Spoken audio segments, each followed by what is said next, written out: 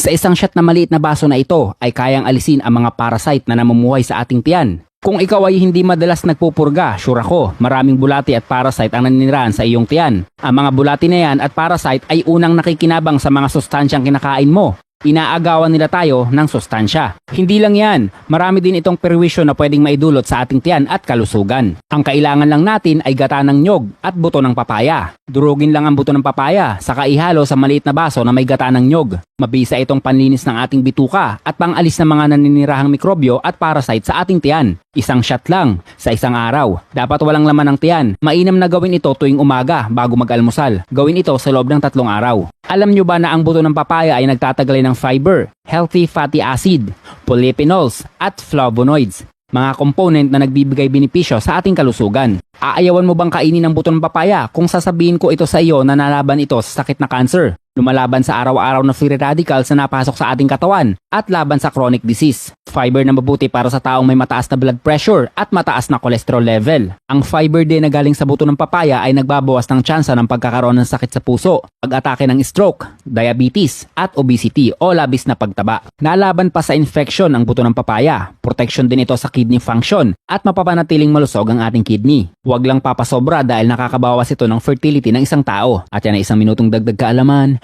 galing sa isang magsasaka.